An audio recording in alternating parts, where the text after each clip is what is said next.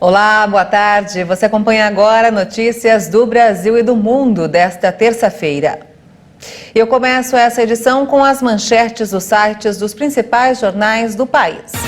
Folha de São Paulo: Reino Unido registra recorde histórico de temperatura no país com 40,2 graus. O Serviço de Meteorologia diz que a cifra ainda será confirmada. A Europa sofre com efeitos da emergência climática. E agora o Estadão: quadrilha passava cocaína pelo raio-x e o alambrado do aeroporto de Guarulhos. 15 pessoas foram presas em operação contra suspeitos de cooptar funcionários. E agora o valor econômico: Petrobras reduz preço da gasolina nas refinarias a partir de amanhã. Segundo o comunicado distribuído pela empresa, a redução acompanha a evolução dos preços internacionais e é coerente com a prática de preços da companhia.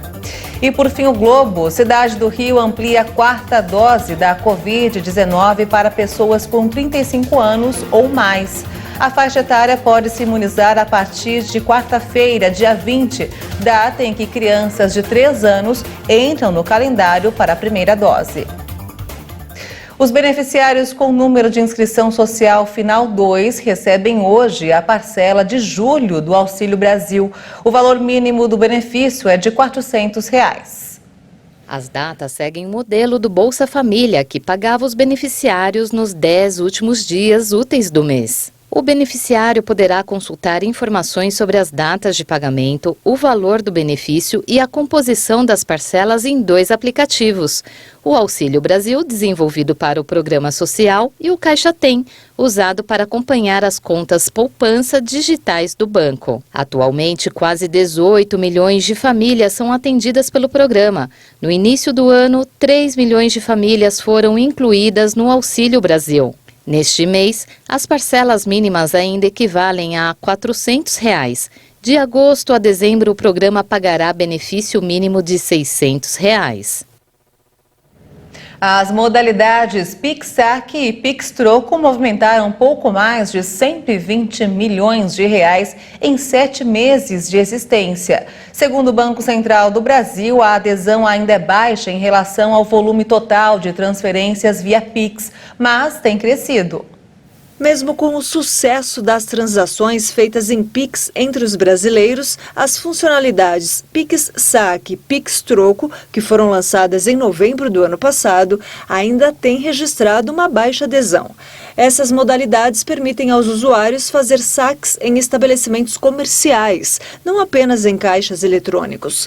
Mas a oferta desses produtos é opcional e depende da adaptação dos sistemas das lojas.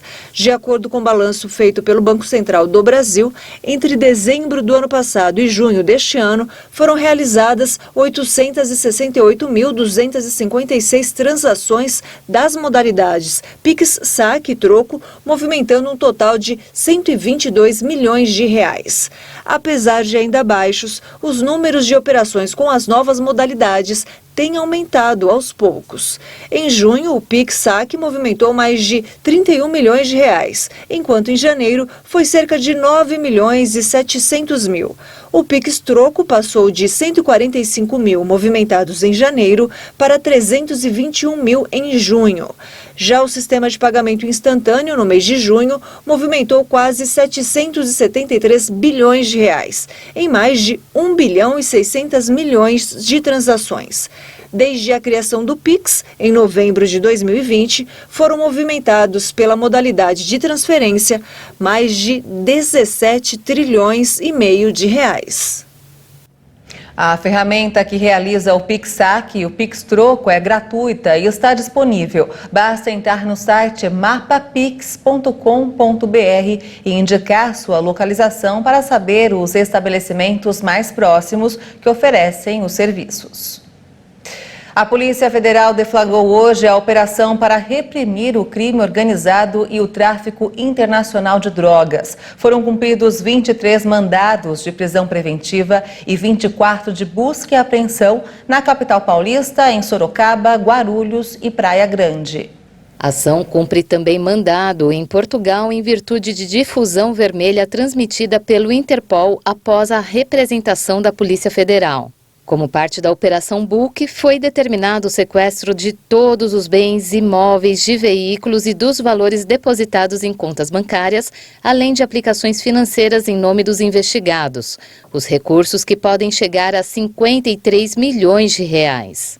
A investigação teve início em 2021, quando foram apreendidos quase 890 quilos de cocaína em 9 eventos, 3 em Guarulhos, 2 em Lisboa, 1 em Frankfurt e 3 em Amsterdã.